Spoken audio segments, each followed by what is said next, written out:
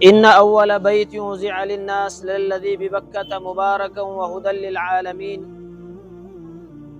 تمام جانے والے حاجی کرام، اللہ تبارک و تعالیٰ کا بڑا فضل و کرم کہ اللہ تبارک و تعالیٰ نے ہم سب کو یہاں پر اللہ کے گھر کو جانے کی بنسبت اللہ تعالیٰ نے ہم سب کو جوڑا ہے۔ آپ دیکھیں، دنیا میں آنے کا مقصد ہے اللہ تعالیٰ کی عبادت۔ اللہ تعالیٰ نے اپنے پاک کلام میں ارشاد فرمایا، وَمَا خَلَقْتُ الْجِنَّ وَالْإِنسَ إِلَّا لِيَعْبُدُونَ۔ ہم نے انسان اور جنات کو عبادت کے لیے پیدا فرمایا۔ دنیا میں آنے کا مقصد عبادت ہے، کوئی اور مقصد نہیں ہے۔ اور اس کے علاوہ، عبادت کے علاوہ جتنی بھی چیزیں ہیں دنیا کی، وہ عارضی چیزیں ہیں۔ اسی وجہ سے اللہ تعالیٰ نے دنیا میں جب آدم علیہ السلام تشریف لائے، سب سے پہلا جو گھر بنا وہ کعبہ ہے، وہ قبلہ ہے ہمارا، جہاں ہم تمام اب جانے والے ہیں، یا آپ جو بھی احباب جانے والے ہیں۔ تو اسی کو اللہ تعالیٰ نے فرمایا عبادت پیدا کرنے کا مقصد، اور فرمایا کہ ان اول بیت وضع للناس للذی ببکۃ مبارکہ، کہ سب سے پہلا گھر دنیا میں جو بنا وہ کعبہ ہے۔ یعنی کعبے کو بنا کر یہ بتلا دیا گیا کہ تمہیں بھیجنے کا مقصد ہے عبادت، اور اس کے لیے اللہ تبارک و تعالیٰ نے کعبہ رکھا کہ آپ دیکھیں جانے والے اور جتنے بھی ان کے رشتہ دار و احباب آئے ہیں، وہ بھی ان کی محبت میں، یہ کعبے کی محبت میں، اللہ کے گھر کے دیدار کی محبت میں آئے ہیں۔ سب کے آنے کو اللہ قبول فرمائے، سب کو اللہ تبارک و تعالیٰ وہاں پر بار بار بلائے، اس لیے کہ این سعادت بزور بازو نیس تانا بخشد خدائے بخشندہ۔ یعنی مطلب یہ ہے کہ کوئی انسان پیسے کے بل بوتے پر اللہ کے گھر کو نہیں جاتا، بلکہ اللہ تبارک و تعالیٰ جسے توفیق دیتا ہے، جتنی توفیق دیتا ہے اتنی مرتبہ اللہ تبارک و تعالیٰ بلاتے ہیں۔ یہ وہ مقدس، اس لیے کہ ایمان والے کے نزدیک امریکہ، جرمن، جاپان کی کوئی اہمیت اتنی نہیں ہے، سب سے زیادہ ہماری اہمیت کعبے کی ہے، کہ جس آپ دیکھیں جانے والے اس کا خود تصور کر سکتے ہیں۔ زندگی بھر ہم جس قبلے کی طرف رخ کر کے نماز پڑھتے ہیں کہ رخ میرے کعبے شریف کے، وہاں پر ہم جا رہے ہیں، کہ جس کا ہم 4500 5000 کلومیٹر دور ہونے کے باوجود بھی کہ ہم جس کی طرف تھوکنا گوارا نہیں کرتے، جس کی طرف پیر کرنا گوارا نہیں کرتے، اور جس کی طرف ہم استنجے میں بھی بیٹھتے ہیں تو اس کی طرف نہ قبلہ رخ ہوتے ہیں نہ پیٹ کرتے ہیں۔ اتنا ادب و احترام ہم دیکھیں کہ 5000 کلومیٹر دور سے کر رہے ہیں، تو جانے والے حاجی احباب وہاں پر جا رہے ہیں۔ اس پر اللہ کا شکر ادا کریں۔ آپ جائیں گے، اللہ کی خوب عبادت کریں گے، اللہ کا اس پر شکر ادا کریں گے، تو اللہ اور بلائے گا، اور اللہ تبارک و تعالیٰ نوازے گا۔ اللہ تبارک و تعالیٰ، آپ دیکھیں کہ میں اپنے گھر کو کسے بلاتا ہوں؟ جس سے میری زیادہ دوستی ہوتی ہے، جو میرے زیادہ قریب ہوتا ہے، اس سے میں اپنے گھر بلاتا ہوں۔ اسی طرح اللہ تعالیٰ کے جو محبوب بندے ہوتے ہیں، ان میں سے اللہ تبارک و تعالیٰ جسے چاہتا ہے اپنے گھر بلاتا ہے۔ اس کے لیے سعادت مندی کی بات ہے کہ اللہ تبارک و تعالیٰ ہمیں اپنے گھر کے لیے بلاتا ہے۔ اس کی مثال آپ دیکھیں کہ جب حج کر کے یا عمرہ کر کے آتا ہے، گناہوں سے ایسے پاک و صاف ہو جاتا ہے، رجع کیوم ولدتہ، آج ہی اس کی ماں نے اسے جنا ہو، یعنی چھوٹے بچے پر کوئی گناہ نہیں ہوتا۔ اسی طرح حج و عمرہ کر کے آنے کے بعد بھی اس کے جسم پر، اس کے اوپر کوئی گناہ نہیں ہوتا، پاک صاف گناہوں سے ہو جاتا ہے۔ اسے سمجھنے کے لیے ایک بہترین مثال مولانا ذوالفقار صاحب دامت برکاتہم نے لکھا ہے اپنی کتاب کے اندر، کہ جس طرح واشنگ مشین کے اندر کپڑے ڈال دیے جاتے ہیں، تو جس طرح سے کپڑا گول گول گھومتا ہے تو کپڑا پاک ہوتا ہے، کپڑا صاف ہوتا ہے، اس سے میل کچیل دور ہو جاتا ہے۔ اسی طرح انسان جب کعبے کو جاتا ہے اور وہاں پر گول جاتا ہے، طواف کرتا ہے، اس کے گناہوں بھی پاک صاف ہو جاتے ہیں، گناہ پاک صاف ہو جاتے ہیں۔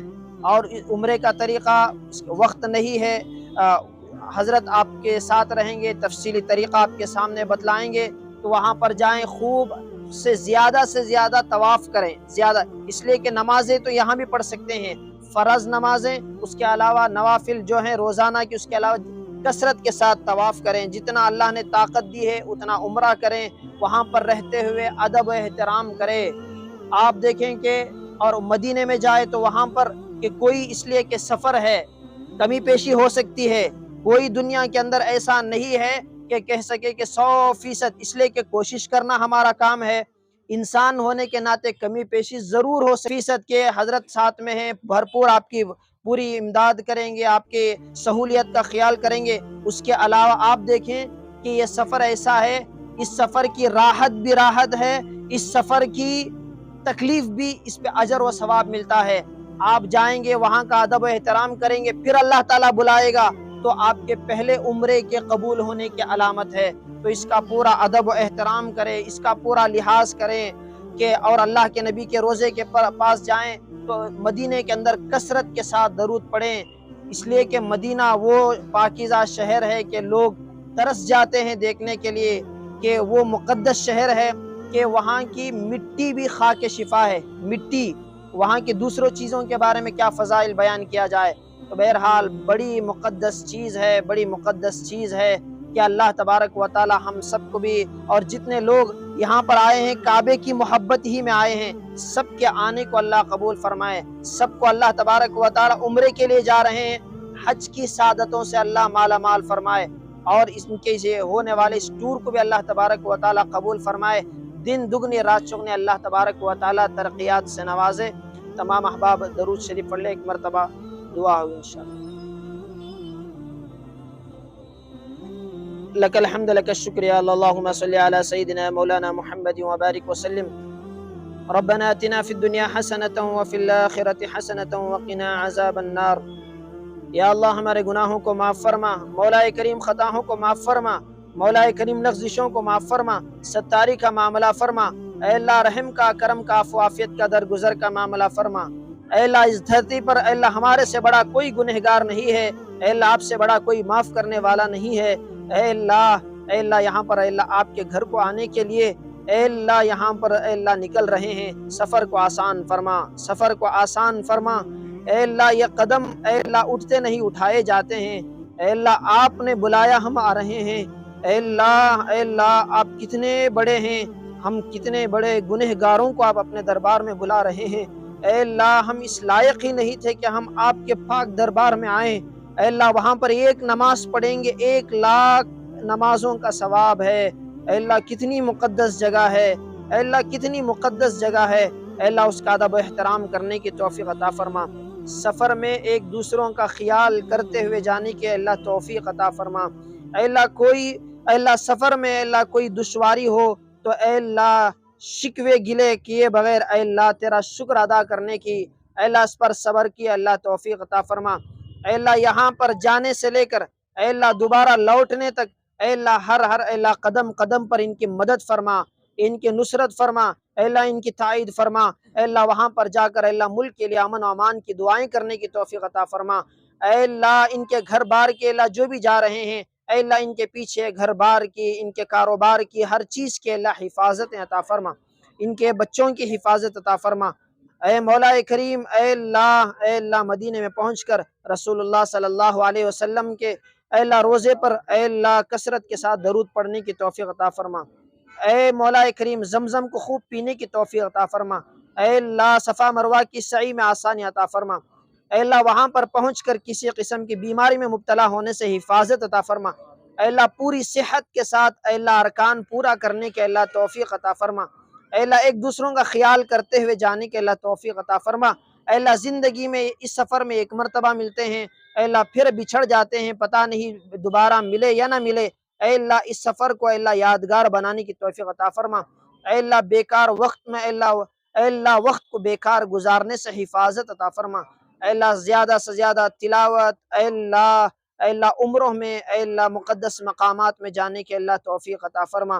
اے اللہ ایک نیکی کا ثواب 1,00,000 گناہ ہے، اے اللہ اس کی قدردانی کے اللہ توفیق عطا فرما۔ اے اللہ اس کی قدردانی کی توفیق عطا فرما۔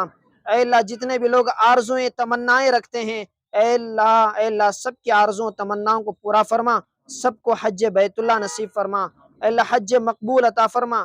اے اللہ حج مبرور عطا فرما، اے اللہ ان کے اس ٹور کو بھی دن دگنی رات چوگنی ترقیات سے اللہ مالا مال فرما، اے اللہ خاص طور پر وہاں پر پہنچ کر اے اللہ فلسطینیوں کے لیے دعا کرنے کی توفیق عطا فرما، اے اللہ فلسطینیوں کے لیے دعا کرنے کے اللہ توفیق عطا فرما، اے اللہ ان کے اے اللہ ظالموں کے تسلط سے اللہ حفاظت عطا فرما، اے اللہ یہاں پر آنے کو، جڑنے کو، جمع ہونے کو، اے اللہ کہنے سننے کو، اے اللہ سب چیزوں کو اے اللہ قبول فرما، اے اللہ اس دعا کو رسول اللہ صلی اللہ علیہ وسلم کے صدقے طفیل میں قبول و منظور فرما۔ ربنا تقبل منا انك انت السميع العليم وتب علينا انك انت التواب الرحيم، سبحان ربك رب العزة عما يصفون وسلام على المرسلين والحمد لله رب العالمين۔